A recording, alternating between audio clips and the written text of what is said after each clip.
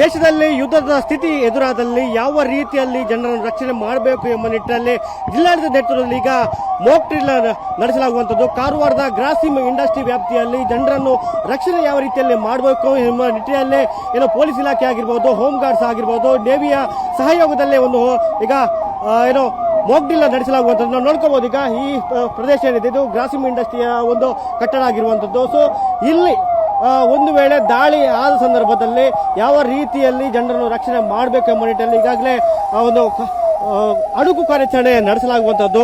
ಈಗ ಬಿಲ್ಡಿಂಗ್ನಲ್ಲಿ ಜನರನ್ನು ಮೇಲಿಂದ ಕೆಳಗೆ ಏನು ಯಾವ ರೀತಿಯಲ್ಲಿ ತರುವಂಥದ್ದು ಎಲ್ಲ ರೀತಿಯಲ್ಲಿ ಈಗ ಏನು NDRF ಹಾಗೂ ಅಗ್ನಿಶಾಮಕ ದಳ ಈಗ ಕಾರ್ಯಾಚರಣೆ ನಡೆಸಲಾಗ್ತದೆ.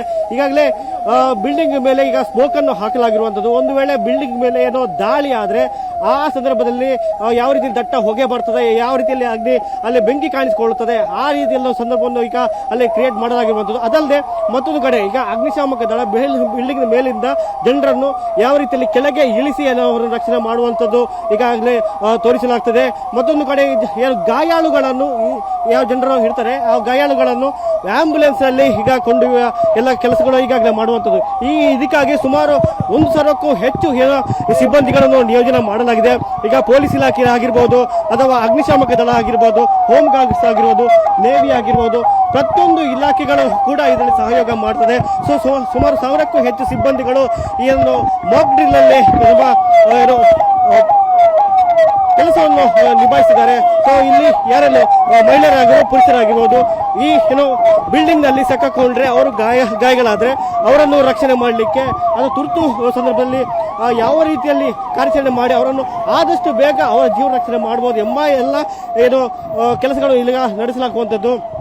ಪ್ರತಿಯೊಂದು ರೀತಿಯಲ್ಲಿ ಈಗ ಈ ಗ್ರಾಸಿಮ್ ಇಂಡಸ್ಟ್ರಿ ಅಧಿಕಾರಿಗಳಾಗಿರ್ಬೋದು, ಪೊಲೀಸ್ ಉನ್ನತಾಧಿಕಾರಿಗಳ ಆಗ್ಬೋದು, ಅಥವಾ ಹೋಮ್ ಗಾರ್ಡ್ಸ್ ಆಗಿರ್ಬೋದು, ಅಥವಾ ನೇವಿ ಆಗಿರ್ಬೋದು, ಪ್ರತಿಯೊಬ್ಬರು ಕೂಡ ಇಲ್ಲಿದ್ದಾರೆ. ಅವರು ಇಲ್ಲಿ ಬಂದು ಗೈಡ್ ಕೂಡ ಮಾಡ್ತಿರುವಂಥದ್ದು. ಜನರನ್ನು ರಕ್ಷಣೆ ಯಾವ ರೀತಿಯಲ್ಲಿ ಮಾಡಬೇಕು, ತುರ್ತಾಗಿ ಯಾವ ರೀತಿಯಲ್ಲಿ ಅವರನ್ನು ಪ್ರಾಣ ರಕ್ಷಣೆ ಮಾಡಬೇಕು, ಪ್ರತಿಯೊಂದು ಈಗ ಕೆಲಸಗಳು ಈಗ ನಡೆಸಿರುವಂಥದ್ದು.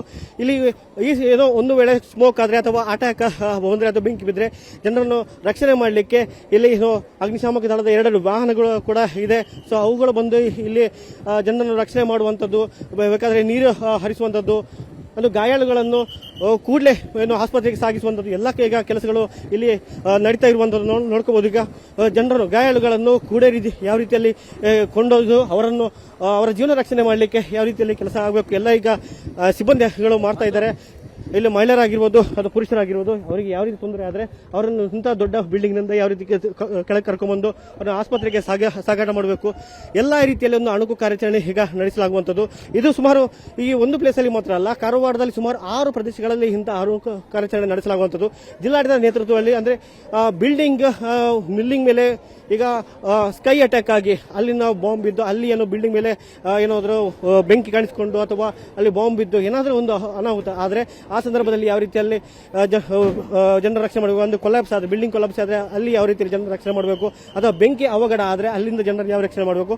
ಅದು ಒಂದು. ಮತ್ತೊಂದು ಡ್ಯಾಮ್ಗಳ ಮೇಲೆ ಅಟ್ಯಾಕ್ ಆಗಿ ಡ್ಯಾಮ್ನಲ್ಲಿ ನೀರು ಸುರಿದ್ರೆ ಅಂಥ ಸಂದರ್ಭದಲ್ಲಿ ತೀರ ಪ್ರದೇಶಗಳಲ್ಲಿರುವ ಜನರನ್ನು ಬೇರೆ ಒಂದು ಸೇಫ್ ಆದ ಪ್ಲೇಸಲ್ಲಿ ಯಾವ ರೀತಿ ಕಂಡು ಹೋಗಬೇಕು. ಹಾಗೂ ಮತ್ತೊಂದಂದ್ರೆ ಈ ಸಮುದ್ರ ಭಾಗದಲ್ಲಿ ತೀರ ಪ್ರದೇಶದಲ್ಲಿ ಒಂದು ವೇಳೆ ಸ್ಕೈ ಅಟ್ಯಾಕ್ ಆಗಿ ಅಂದರೆ ವಿಮಾನದ ಮೂಲಕ ಬಂದು ಅಟ್ಯಾಕ್ ಮಾಡಿದರೆ ಜನರು ತಮ್ಮ ಪ್ರಾಣ ರಕ್ಷಣೆ ಮಾಡಲಿಕ್ಕೆ ಯಾವ ರೀತಿಯಲ್ಲಿ ತೊಡಗಿಸಿಕೊಳ್ಬೇಕು ಎಂಬ ಎಲ್ಲ ರೀತಿಯಲ್ಲಿ ಈಗ ಟ್ರೈನಿಂಗ್ ಹಾಗೂ ಇಲ್ಲಿ ಕಾರ್ಯಾಚರಣೆ ನಡೆಸಲಾಗುವಂಥದ್ದು. ಸೊ ಈ ಪ್ರತಿಯೊಂದು ಕಡೆಗಳಲ್ಲಿ ಕೂಡ ಇಲ್ಲಿ ಯಾವ ರೀತಿ ಅಣುಕು ಕಾರ್ಯಾಚರಣೆ ನಡೆಸಲಾಗುವಂಥದ್ದು. ಅದಲ್ಲದೆ ರಾತ್ರಿ ಸುಮಾರು 7:30ರಿಂದ 8:30 ಅಂದಾಜು ಸಂದರ್ಭದಲ್ಲಿ ಲೈಟ್ ಆಫ್ ಮಾಡುವ ಮೂಲಕ ಕೂಡ ಒಂದು ಜನರನ್ನು ಇದಕ್ಕೆ ತೊಡಗಿಸಿಕೊಳ್ಳಲಾಗ್ತದೆ. ಯಾಕಂದ್ರೆ ಆ ಸಂದರ್ಭದಲ್ಲಿ ರಾತ್ರಿ ವೇಳೆ ಅಟ್ಯಾಕ್ ಆದರೆ ದುಶ್ಮನಿಗಳಿಗೆ ಯಾವ ರೀತಿಯಲ್ಲಿ ಅವರಿಗೆ ಸಿಗ್ನಲ್ ದೊರೆಯಬಹುದು, ಯಾವುದೇ ರೀತಿಯಲ್ಲಿ ಜನರ ಇರುವಂತಹ ಪ್ರದೇಶ ಸಿಗಬಾರದು ಎಂಬ ನಿಟ್ಟಿನಲ್ಲಿ ಅವರಿಗೆ ಲೈಟ್ ಆಫ್ ಮಾಡುವಂತಹ ಸೂಚನೆ ಕೂಡ ನೀಡಲಾಗುವಂಥದ್ದು. ಸೊ ಸದ್ಯಕ್ಕೆ ಈಗ ಗಾಯಾಳುಗಳನ್ನು ಬೇರೆಡೆ ಸ್ಥಳಾಂತರ ಮಾಡುವಂತ ಅಂದ್ರೆ ಸಪೋಸ್ ಒಂದು ವೇಳೆ ಆಂಬ್ಯುಲೆನ್ಸ್ ಅಲ್ಲಿ ಆಗಿಲ್ಲ ಅಂದ್ರೆ ಪೊಲೀಸ್ ವಾಹನದಲ್ಲಿ ಆದರೂ ಬೇರೆ ಸ್ಥಳಾಂತರ ಮಾಡಿ ಅವರಿಗೆ ಚಿಕಿತ್ಸೆ ಕೊಡುವಂತಹ ಕೆಲಸಗಳು ಈ ಅಣುಕು ಕಾರ್ಯಾಚರಣೆ ಮೂಲಕ ನಡೆಸಲಾಗುವಂಥದ್ದು. ಸೊ ಇಲ್ಲಿ ಅಗ್ನಿಶಾಮಕ ದಳ ಮಾತ್ರ ಅಲ್ಲದೆ ಜಿಲ್ಲಾಡಳಿತದ ಪ್ರತಿಯೊಂದು ರೀತಿಯ ಸಿಬ್ಬಂದಿಗಳು ಕೂಡ ಇಲ್ಲಿದ್ದಾರೆ. ಅದಲ್ಲದೆ NCC ಸ್ಟೂಡೆಂಟ್ ಕೂಡ ಇದ್ದಾರೆ, ರೋಟರಿ ಸ್ಟೂಡೆಂಟ್ ಮೆಂಬರ್ಸ್ ಕೂಡ ಇದ್ದಾರೆ. ಅದಲ್ಲದೆ ಇಲ್ಲಿರುವಂತಹ ಪೊಲೀಸ್ ಇಲಾಖೆ ಆಗಿರ್ಬೋದು, ಹೋಮ್ ಗಾರ್ಡ್ಸ್ ಆಗಿರ್ಬೋದು, ಹಾಗೂ ಇಲ್ಲಿ ನೇವಲ್ ಬೇಸ್ನ ಅಧಿಕಾರಿಗಳಾಗಿರೋ ಪ್ರತಿಯೊಬ್ಬರು ಕೂಡ ಇಲ್ಲಿದ್ದಾರೆ, ಈ ಕಾರ್ಯಾಚರಣೆಯಲ್ಲಿ ಪಾಲ್ಗೊಂಡಿದ್ದಾರೆ. ಸೊ ಈ ಮೂಲಕ ಜನರನ್ನು ಯಾವ ರೀತಿಯಲ್ಲಿ ರಕ್ಷಣೆ ಮಾಡಬೇಕು, ಎಲ್ಲ ರೀತಿಯಲ್ಲಿ ಅನುಕೂಲ ಕಾರ್ಯಾಚರಣೆ ಮೂಲಕ ಈ ಕೆಲಸನ ಮಾಡಲಾಗ್ತಿದೆ. ಕ್ಯಾಮರಾ ಪರ್ಸನ್ ಗಿರೀಶ್ ನಾಯ್ಕ್ ಜೊತೆ ಭರತ್ ಕರ್ನಾಟಕ, ಏಷ್ಯಾನೆಟ್ ಸುವರ್ಣ ನ್ಯೂಸ್, ಕಾರವಾರ.